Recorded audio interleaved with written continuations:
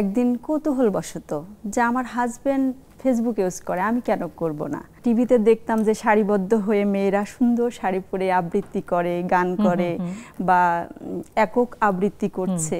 হ্যাঁ, এই জিনিসগুলো আমার কাছে খুব ভালো লাগতো। ফেসবুকে গিয়ে খুঁজতে খুঁজতে একটা কবিতা সংগঠন পাই। তারপরে তো আমার আর পেছনে ফেরার আর কোনো ইয়ে নাই।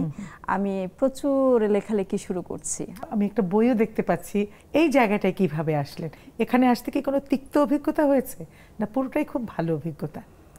আসলে আমরা সর্বক্ষেত্রে থেকেই কিছু ভালো কিছু মন্দ সব কিছুই পেয়ে থাকি, কিন্তু মন্দটাকে প্রাধান্য না দিয়ে ভালোটাকেই আমরা আসলে গ্রহণ করি, আর সেটাই আমাদের উচিত। তো আমার লেখালেখিটা মানুষ কখন জানতে পারলো, আমার আত্মীয় স্বজন যারা আমাকে চেনে, আমি যখন ফেসবুকে যখন বিয়ের আগে না হ্যাঁ বিয়ের পরে আমি ফেসবুক ইউজ করছি। সেটা হচ্ছে 2015 সাল থেকে। মানে কর্তা বাবু কি জানতেন? না, আমি সেটাই আসছি। আমার বাসায় তো অল টাইম একটা কম্পিউটার সেট থাকে। তো আমি একদিন কৌতূহলবশত যে আমার হাজবেন্ড ফেসবুক ইউজ করে, আমি কেন করব না। তো আমি ওই স্টেপ বাই স্টেপ গিয়ে ফেসবুক আমার কাছ থেকে যা যা চাইলো আমি সেটা দেওয়ার পরে ফেসবুকটা ওপেন হয়ে গেল। তো আমি তখন অনেকগুলো ছবি আপলোড করি যে আমি মানে আমার অ্যাক্টিভিটিসটা দেখানোর জন্য। তখন তো আমি কিছুই বুঝি না।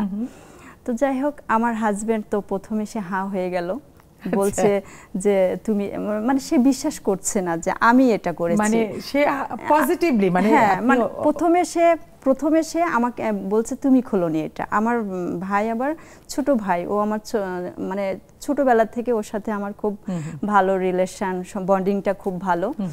ও আমার বাসায় থাকে, ম্যাচে থাকলেও অনেক সময় আমার বাসাতেই বেশি থাকে। তো হচ্ছে ও কম্পিউটার ইঞ্জিনিয়ার, ও বিএসসি ইঞ্জিনিয়ার করেছে ইন্টারন্যাশনাল ইউনিভার্সিটি থেকে। তো ভাবছে যে ওই আমাকে খুলে দিছে, ওকে বকাঝকা করছে। মানে প্রথমে নেগেটিভই নিচ্ছে। হ্যাঁ, আচ্ছা, হতে পারে অনেক সময় নেগেটিভ নিচ্ছে যে আমাকে কেন এটা করে দিল, আমার ওদিকে হয়তো সময় ব্যয় হবে। আর তারা জানে যে ফেসবুকে কি হয়। আসলে একটা দড়ি, ওটাকে কিন্তু আমি ভালো কাজে ইউজ করতে পারবো, খারাপ কাজে ইউজ করতে পারবো। এটা আমার মন মানসিকতা, থাকা না থাকাটা বিষয় না। সেটাই, এটা হচ্ছে মন মানসিকতার উপর, আমার রুচির উপর নির্ভর করে যে আমি ওটা কিভাবে ব্যবহার করব।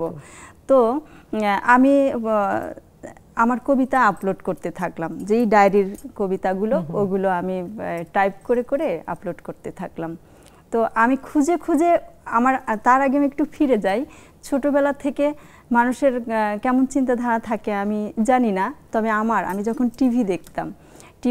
টিভিতে দেখতাম যে সারিবদ্ধ হয়ে মেয়েরা সুন্দর শাড়ি পরে আবৃত্তি করে, গান করে বা একক আবৃত্তি করছে। হ্যাঁ, এই জিনিসগুলো আমার কাছে খুব ভালো লাগতো। মানে আমি খুব ফিল করতাম যে ওই জায়গাটা যদি আমি যেতে পারতাম। এটা একান্তই আমার মনের কথা এবং আমার মনই জানে। আমি কখনোই এটা কারোর কাছে প্রকাশ করিনি, কারণ আমি যেই ফ্যামিলিতে মানুষ হয়েছি, যেই পরিবেশে মানুষ হয়েছি, এটা চিন্তার বাইরে।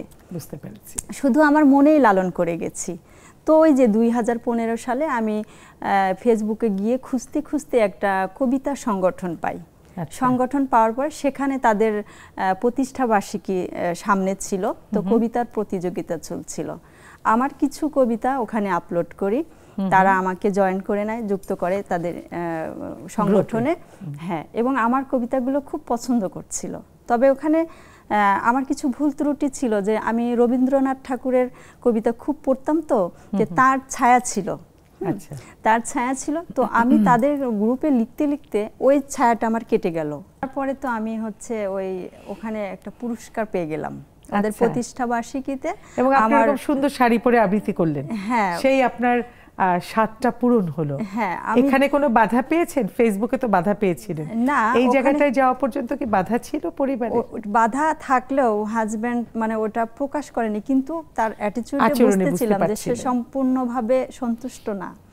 কিন্তু আমি এই মঞ্চে আবৃত্তি করব, এটা কি আমার সফল হবে কিনা, মানে এটার জন্য অনেক ভিতরে ভিতরে কাঠখড় পোড়াচ্ছিলাম। কিন্তু আমি খুব সুন্দর করে আবৃত্তি করেছি এবং পুরস্কার নিলাম। তারপরে তো আমার আর পেছনে ফেরার আর কোনো ইয়ে নাই। আমি প্রচুর লেখালেখি শুরু করছি, আমার এবার পড়ালেখাও শুরু করছি, যে আমার আরো শিখতে হবে, আমার ছন্দ তাল লয়। আসলে আমি মনে করি যে এই যে আমার ছোটবেলা থেকে আমার ভেতরে যে এই লেখালেখির প্রবণতাটা, এটা আমি বলবো যে এটা হচ্ছে ঈশ্বর প্রদত্ত। অবশ্যই